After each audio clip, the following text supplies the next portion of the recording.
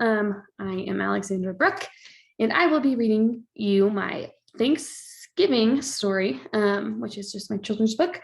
And the standards that it is addressing are standards, Social Studies Standard 2.4.1, which is to identify how an event could change the future by the end of grade 2. So in this case, the event that they're talking about is in 1621, there was an autumn feast between Pilgrims and Native Americans, and that is how we got Thanksgiving. That's how it started. So identifying how that one event can change the rest of the course of history. And then the other one is a Common Core standard, and it's more if like a kid, I designed it if like a second grader were to read it, to read and comprehend literature, including stories. So my story is called Pumpkin Pie's Thanksgiving Adventure, written and illustrated by me. It was a sunny November day as Pumpkin Pie sat on the front display of the local grocery store. He watched as people passed him with eagerness in their step, clearly on a mission to get what they need.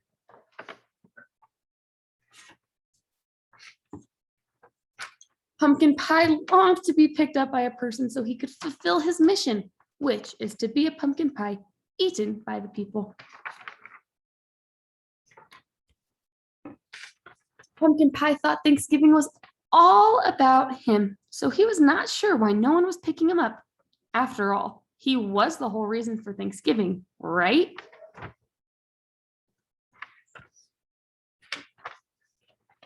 One day, a little girl came up to him with a giant smile on her face. "Mom, can we get this pumpkin pie? It is perfect." "Sure, honey, that will be our perfect addition to our Thanksgiving feast." Pumpkin Pie gleamed with joy as he was chosen to be their pumpkin pie. He rode in the back seat of the car, surrounded by other foods. "I wonder why they got all these other foods. Thanksgiving is just about me," he thought to himself. He decided to ignore the other foods because he decided he was just the most important of all the foods. When they got to her house, Pumpkin Pie saw lots of decorations, but none of them were pumpkin pies. He wondered why he was not all over the house and asked the little girl, "Why do you have all of those statues of people, not pumpkin pies, to decorate for Thanksgiving?" You see, they have some turkeys and some pilgrims and some more turkeys and some give thanks signs, but no pumpkin pies. The little girl said, "Those aren't people, they're pilgrims." "What is a pilgrim and why are they a part of Thanksgiving?" said Pumpkin Pie.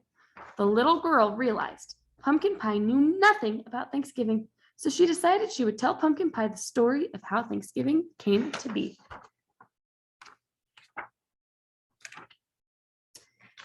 You see, Pumpkin Pie, hundreds of years ago in the year 1621, two groups had an autumn feast, and they were the Plymouth colonists and the Wampanoag Native Americans.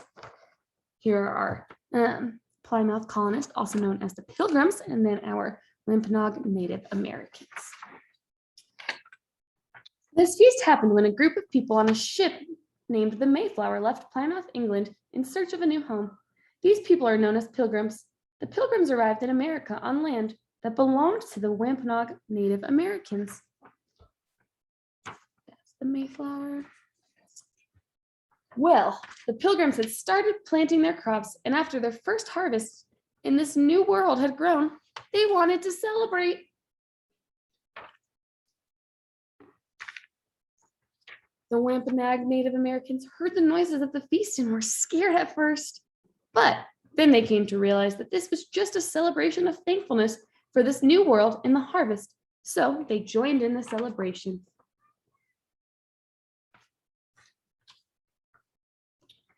This was known as the Autumn Feast, and hundreds of years later, we celebrate Thanksgiving to remember this feast and to remind ourselves of how thankful we are.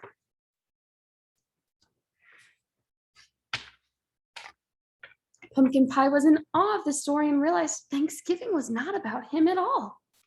Thanksgiving was about being thankful for what you have, and it started as a celebration of thankfulness between two groups whose worlds collided.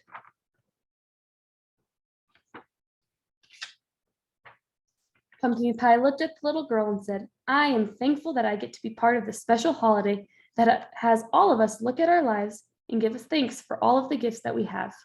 The little girl smiled at Pumpkin Pie, and Pumpkin Pie smiled back as they prepared to have a Thanksgiving feast. And that is the end. Here's just my references and standards. So my book was about a pumpkin pie who went on a Thanksgiving adventure in search of the meaning of Thanksgiving. And some of the ways that I used the elements of art. One way is I tried to incorporate lines throughout, like even just on this title page, it was sort of like a map. The line was indicating like the journey of where the pumpkin pie would go. So he starts right here, goes to the home, and then learns the meaning of Thanksgiving. Then I also, for lines, let me just get to them. Here, these lines are creating emphasis on the pumpkin pie, just of showing like he's excited. This is an emphasis thing. And then as far as color goes, you might notice that in all of the pictures, the pumpkin pie that I'm talking about, well, I guess that's the shape.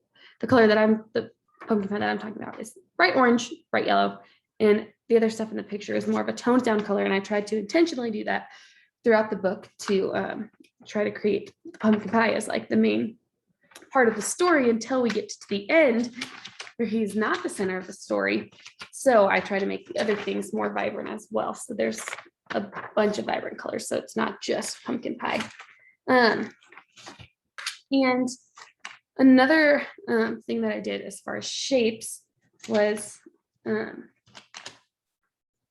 I tried to make the pumpkin pie towards the beginning of the story bigger, just more predominant in it. And I attempted to go for the foreground here where the other pumpkin pies were in the background. And same with here, tried to get that to be in the foreground while the other ones were in the background. And as pumpkin pie became a little bit, realized he was less significant in Thanksgiving, like he was less, like he was not the reason behind it, he got smaller as the story went on. So you can just see here, like he's not as big as he was in the beginning of the story here. So I tried to use shape to do that. And overall, I just tried to create dimension in my story. So I tried to give a 3D effect to my tables, to my dressers, this rug. And I even tried it through the use of color and lines, which kind of didn't succeed. I tried to, if I get really close, you can see like this, like, which like in movies when they like go back in time, they go like with the lights and the lines. And I was trying to create that same thing. And yeah, I also tried to, you may notice that everything is outlined in black, and that's because I wanted to emphasize the parts of the story that I was talking about. So like I wanted to emphasize the pictures and the black lines sort of draw your eye to the different parts of the pictures, because when the black lines weren't there, it just sort of like blended in, and I wanted them to really stick out. So I tried to use shape, color, space. I tried to make the pumpkin pie throughout the story just get smaller, and in terms of like the space he was taking up, the shape he was taking, and I tried to make his color. You'll notice in the beginning I used marker for the pumpkin pie, and toward the end I used colored pencils because colored pencils are less poppy. So I tried to use that as far as color goes, and then lines I just sort of tried to use to create movement in the story, and also emphasis on the different parts of the story, especially through my outlining of them in black. And then space, I tried to position the pumpkin pie towards the front of the page in the beginning of the book, and make him bigger so that he was in the foreground while other things were in the background. And then towards the end of the book, made him more just part of like the middle ground, the background, just not part of the center foreground, in hopes to try to shift the emphasis off of him and onto what is Thanksgiving. So that is my story. That is my explanation of my art. Yes, I hope you guys enjoyed.